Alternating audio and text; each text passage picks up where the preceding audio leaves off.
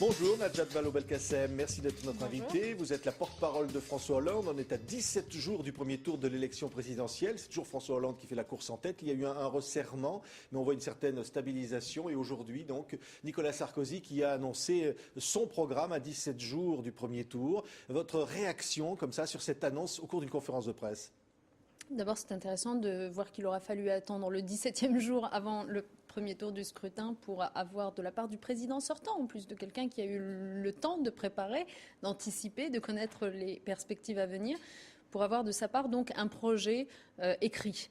Maintenant, on va le prendre, ce projet, on va le détailler, on va le chiffrer parce qu'il apparaît d'ores et déjà, et ça n'est pas le Parti socialiste qui le dit, c'est l'Institut de l'entreprise qui n'est pas soupçonnable d'être partisan, que ce soit du côté des recettes ou du côté des dépenses, 3,4 milliards les chiffres annoncés par l'équipe de Nicolas Sarkozy, en effet, ne semblent pas très fiables.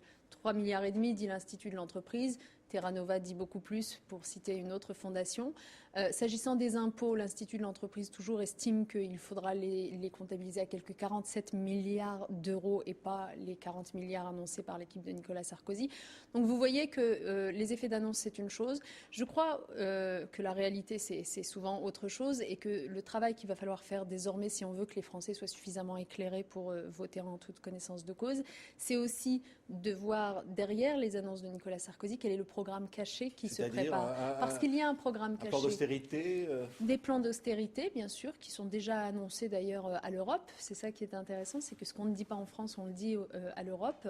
Et puis, la remise en cause d'un certain nombre d'acquis sociaux, une fois de plus. Je pense à la retraite, puisqu'il va bien falloir reprendre cette réforme inaboutie de la dernière fois. Je pense à la TVA sociale, je pense au pouvoir d'achat des Français qui va être de plus en plus réduit. Et tout cela, il va falloir, encore une fois, que d'ici au 22 avril, les Français soient totalement conscients, pas seulement de ce que leur dit l'équipe sortante, mais de ce qu'elle s'apprête à faire. C'est ce que nous appelons le programme caché. C'est-à-dire, c'est ce que dit François Hollande, ce qu'il a dit encore hier soir à Rennes, on va en parler aux côtés de Ségolène Royal, c'est dire le projet de Nicolas Sarkozy, c'est son bilan empire? Oui.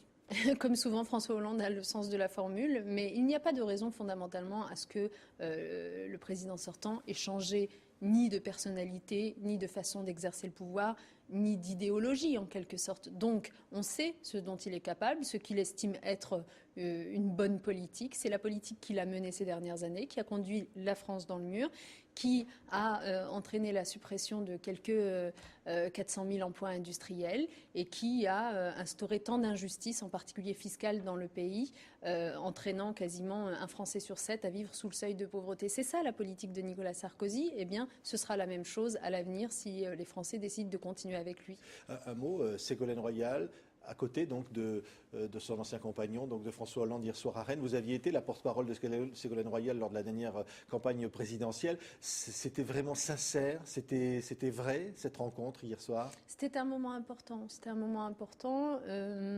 Pourquoi important? Politiquement important. Parce qu'il s'agissait d'abord pour l'ancienne candidate à la présidentielle qui avait été Ségolène Royal de passer, comme elle l'a joliment dit elle-même, le flambeau en quelque sorte à l'actuel candidat, qui, lui, a de grandes chances d'emporter cette élection. Bien sûr, une élection n'est jamais faite avant le vote, mais on a un peu le sentiment que l'expérience de 2007 a préparé la peut-être victoire de 2012 parce que il y a eu tout un travail accompli de la part de Ségolène, y compris d'abord sur le plan des idées pour rénover un certain nombre des thèmes qui sont portés par la gauche aujourd'hui haut et fort, et que ce qui nous a manqué en 2007, à savoir en particulier le rassemblement, l'unité de notre camp, nous l'avons acquis cette fois-ci, notamment parce que nous avons l'expérience et nous avons tiré les leçons de cette triste défaite de 2007. Aujourd'hui, derrière François Hollande, l'ensemble du camp socialiste est rassemblé et lui apporte, chacun à sa manière, une valeur ajoutée, une complémentarité dans cette campagne. C'est le cas pour Ségolène Royal aussi. Alors cette semaine a été très importante au plan politique puisque donc François Hollande a annoncé ses 100 premiers jours.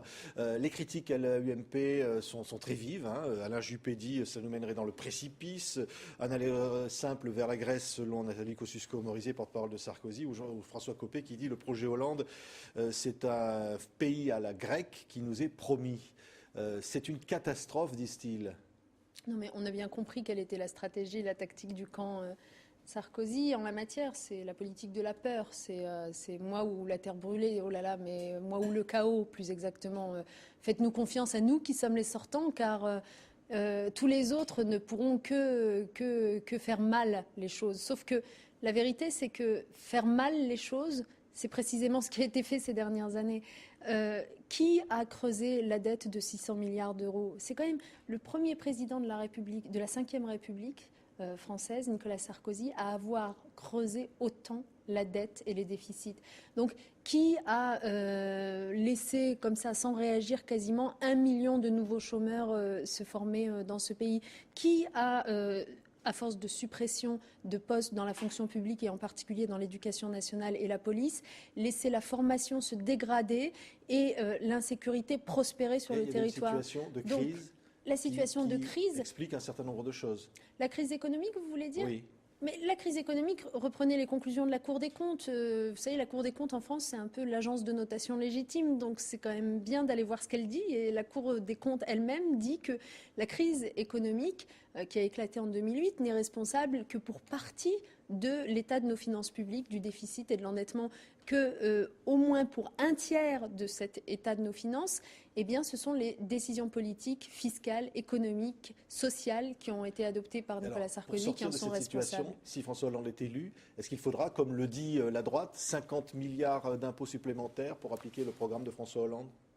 Il faudra marcher sur deux jambes pour sortir de cette situation. Il faudra marcher sur une jambe de responsabilité qui est en effet une jambe d'économie. Et François Hollande, dès le mois de janvier, a proposé un programme de 60 propositions. Vous prenez les 2 dernières pages de ce programme que j'invite tout le monde à consulter sur son site internet. Vous avez une trajectoire très précise de recettes et de dépenses où vous voyez que l'objectif, c'est d'arriver à l'équilibre des finances publiques en 2017 et nous y arriverons. Tout cela en investissant dans ce qui nous semble être des priorités, c'est-à-dire l'éducation nationale, la reprise de l'emploi, les secteurs stratégiques, le soutien aux petites et moyennes entreprises, bref, la relance de la croissance. Donc les deux jambes sur lesquelles il faut marcher, je le disais, c'est à la fois faire des économies, récupérer des recettes, parce qu'aujourd'hui, avec un impôt qui est devenu de moins en moins progressif avec le temps, avec une telle apathie dans la lutte contre la fraude fiscale ou l'exil fiscal, eh bien l'État a perdu des recettes fiscales qu'il aurait dû avoir et qui lui auraient permis pourtant d'investir dans les secteurs qu'il considère importants.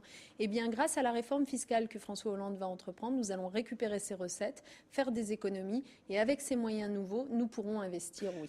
Merci Najat Vallaud-Belkacem d'avoir été notre invitée. Raison de plus, voilà, c'est le livre que vous venez de publier chez Fayard qui raconte votre parcours depuis le Maroc natal. Vous êtes à la fois aujourd'hui double nationalité française et marocaine et donc engagé dans la politique depuis ce parcours que vous racontez dans ce livre. Merci d'avoir été avec nous. Merci à vous.